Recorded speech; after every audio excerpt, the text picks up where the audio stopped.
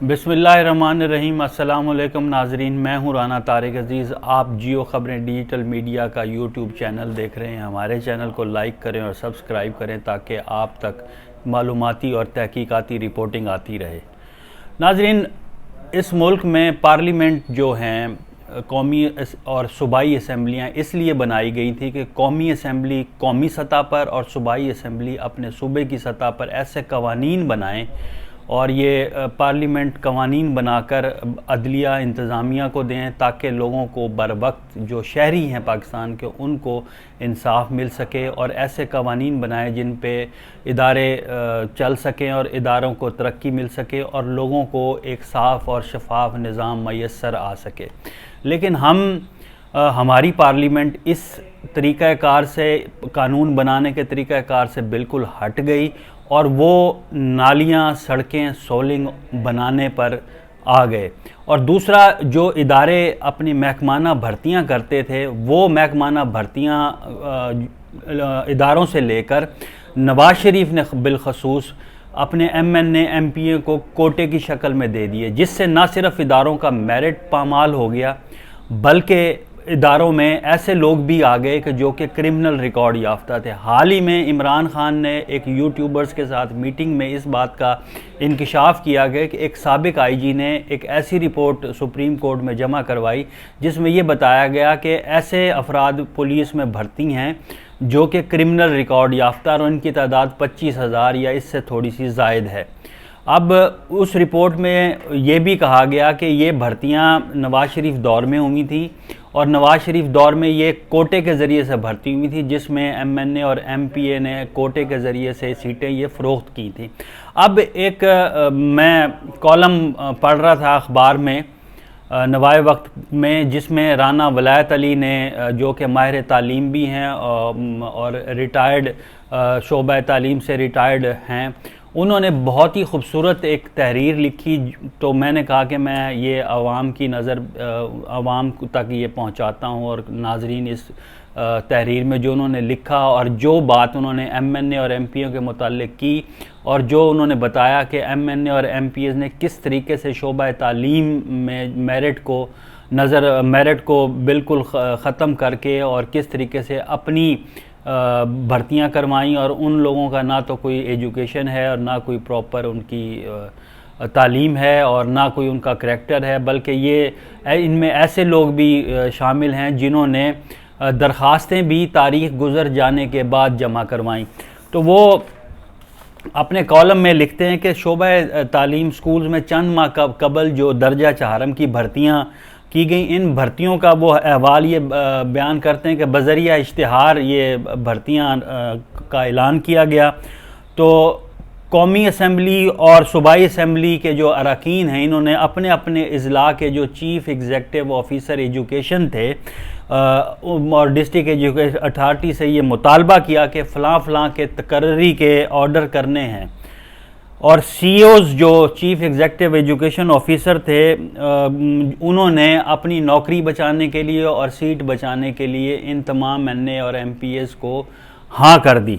اور جنہوں نے نہ کی، جن سی اوز نے کہا کہ نہیں جی میرٹ پہ کام ہوگا، ہم آپ کی جو سفارش پہ بندے آئے ہیں ان کو بھرتی نہیں کریں گے، اگر وہ میرٹ پہ ہوں گے تو کریں گے، ان کے خلاف مس کنڈکٹ اور ناقص کارکردگی کا الزام لگا کر پیڈا ایکٹ 2006 کی کارروائی کا آغاز بھی کر دیا گیا، اور ان کو ان کے عہدوں سے بھی ٹرانسفر کر دیا گیا، جس میں میاں والی کے سی او تعلیم سیر فہرست تھے، اور ملتان کے سی او تعلیم ملک ریاض صاحب ہیں، وہ بھی اپنی کمٹمنٹ پہ پورا نہ اتر سکے، اور قومی اسمبلی اور صوبائی اسمبلی کے جو اراکین ہیں ملتان کے، انہوں نے کچھ ایسے افراد کے ان کو سی او، جو سابق سی او ایجوکیشن ملتان تھے ملک ریاض کو، ایسے نام دیے کہ ان کی درخواستیں مقررہ تاریخ پر جمع ہی نہیں ہوئی تھیں، اور ایسی درخواستیں وصول کر کے احکامات تقرری جاری کرنے تھے کہ جو کہ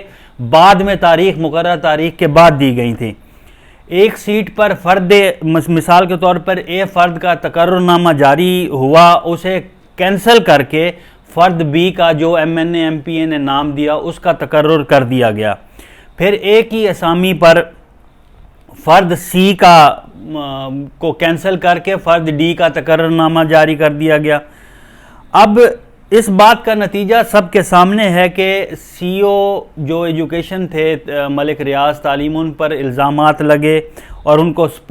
اسکول ایجوکیشن کی جو ڈپارٹمنٹ ہے ان کی ڈسپوزیبل پر لاہور بھیج دیا گیا، جبکہ آج تک کسی قسم کی کوئی انکوائری بھی نہیں ہوئی۔ تو آگے وہ اسی طرح سے بات کرتے ہیں کہ جب اساتذہ، نمائندے اور سماجی افراد سی او تعلیم کو چارج سنبھالنے پر مبارکباد دے رہے تھے تو انہوں نے لکھا کہ میں نے یہ بات 2 دفعہ اپنے کانوں سے سنی کہ کچھ اضلاع ایسے تھے جہاں پر تقرریاں التوا کا شکار ہوئیں۔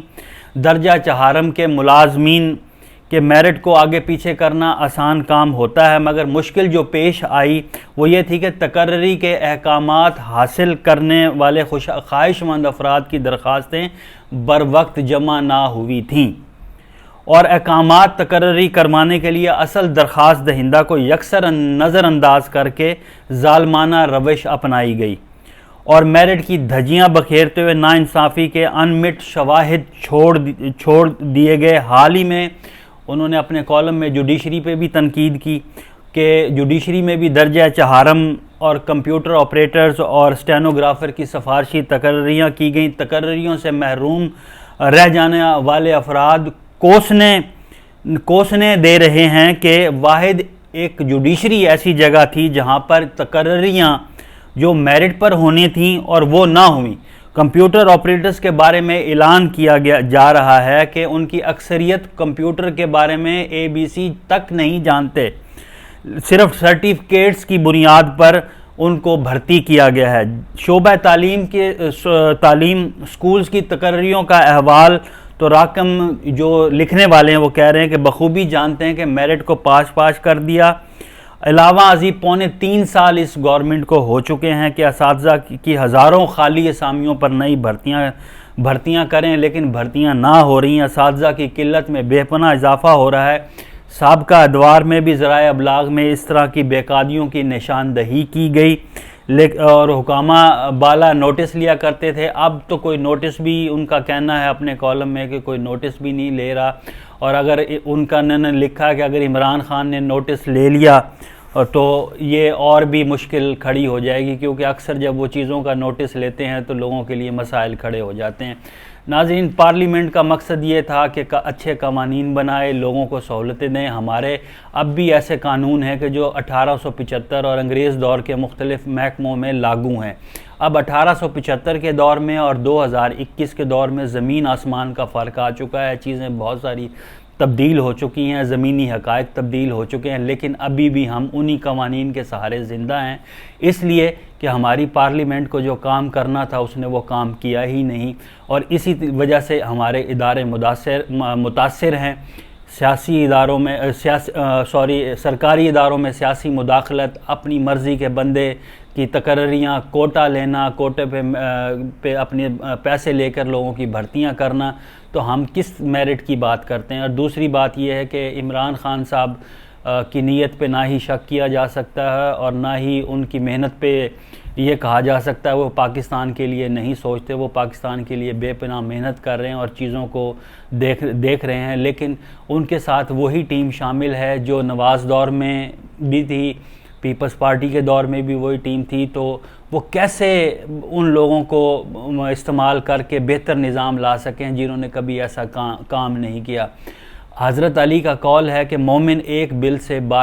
ایک دفعہ ہی ڈسا جاتا ہے، بار بار نہیں ڈسا جا سکتا۔ جب وہ پچھلے کوئی 30 سالوں سے مسلسل اقتدار میں پیپلز پارٹی کی شکل میں، نون لیگ کی شکل میں اور اب تحریک انصاف کی شکل میں اپنے اقتدار میں موجود ہیں، تو وہ کیسے، جب انہوں نے پچھلے ادوار میں اچھے کام نہیں کیے تو اب کیسے کام کر سکتے ہیں؟ بلدیاتی اداروں کو فعال کریں خدارہ، تاکہ بلدیاتی ادارے فعال ہوں اور لوگوں کے کام ہونا شروع ہو جائیں۔ مشرف کے دور میں جب بلدیاتی ادارے فعال ہوئے تھے تو بے پناہ ترقی ہوئی تھی علاقوں میں اور لوگوں کو بہت سارا فنڈز ملا اور لوگوں کے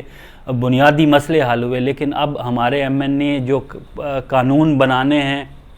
قوانین بنا کے عدلیہ اور انتظامیہ کو دینے ہیں، ان پہ تو کام ہی نہیں کر رہی، صرف سڑکیں، سولنگ، نالیوں کے اوپر لگی ہوئی ہیں اور اس کے علاوہ کوئی کام نہیں ہے۔ ہمیں اپنا طرز عمل تبدیل کرنا ہوگا، جو ادارہ جس کے لیے بنا ہے اس کو وہی کام کرنا ہوگا۔ اگر یہ نہ ہوا تو ہم ایک بنانا ریپبلک کی طرف بڑھ جائیں گے۔ اپنا بہت سارا خیال کیجئے گا. انشاءاللہ اگلی ویڈیو میں ملاقات ہوگی. اللہ حافظ.